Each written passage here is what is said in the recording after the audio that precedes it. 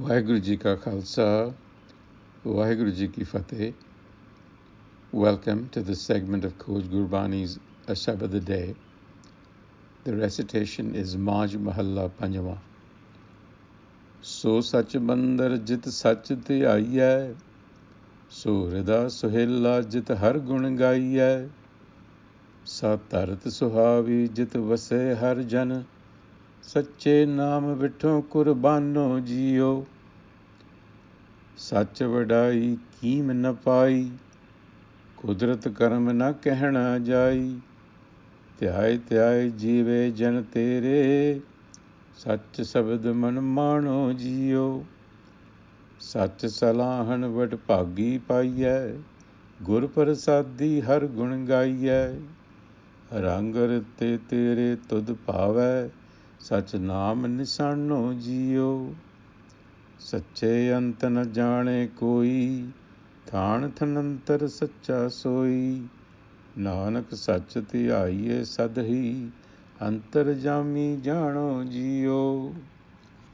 Taking the passage from the top, this is composed in Rag Maj by the fifth Nanak, Guru Arjan, and he starts by saying, that body, or where the eternal self is recalled, Dhiaye, where that eternal self is recalled or brought into one's attention, that body, that mind body in which that happens, becomes a sanctuary. So Sach Mandar Jit Sach Dhiaye. That heart which inculcates virtues is joyful. So Rida Sohela Jit Har Gun Gaiye. That ground, Tarti, here ground is used for understanding. The ground of understanding is pleasing and agreeable, which is guided by self-knowledge. Satart Suhavi Chitvase Harjan. And then in submission to that true wisdom I remain. Sache Naam Vitho Kurbane Jiyo. And then this value, the value of this self-knowledge, Sach Vadai Keem na Pai, cannot be measured. The power and benevolence of the self, of the universe, cannot be stated. Kudrat karam na kehna jai.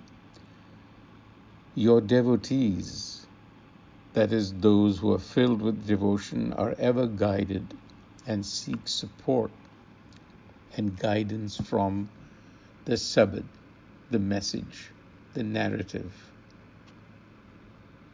Fortunate they are who cultivate your excellences, divine virtues, such salahan vadpagi paya.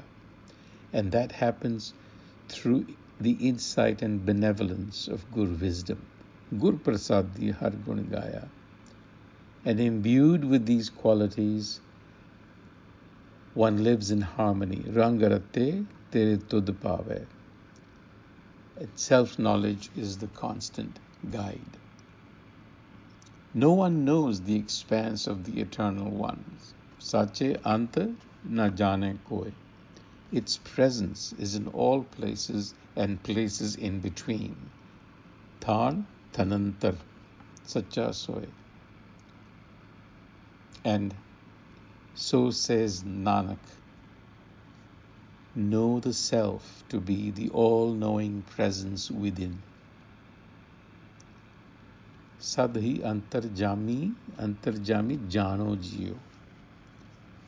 Now here's an interesting insight in this passage, because generally speaking, we find that there is an underlying hostility toward the body and the senses when it comes to the pursuit of spirituality. This is just a general observation, and I'm sure that you have sensed this as well. There seems to be a segregation between the body, mind, and the inner spirit, because they seem to be in opposition to each other.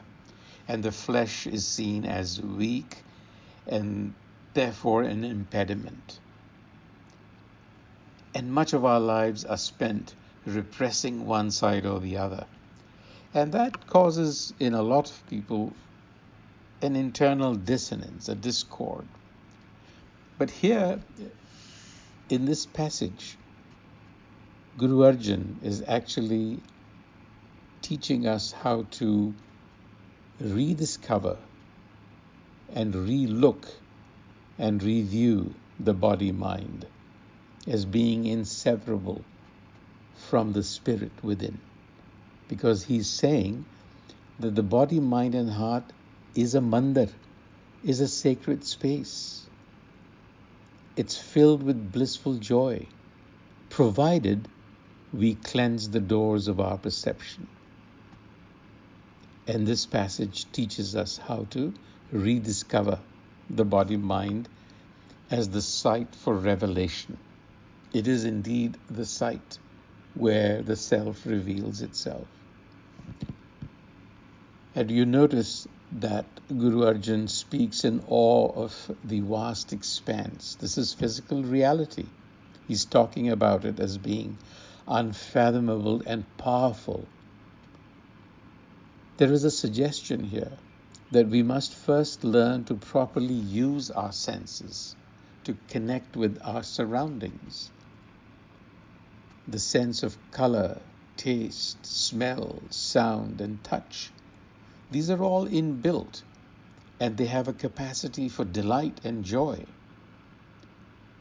And actually, it is our connection through these senses with the universe that we are first inspired with awe, vismad, at the vast expanse.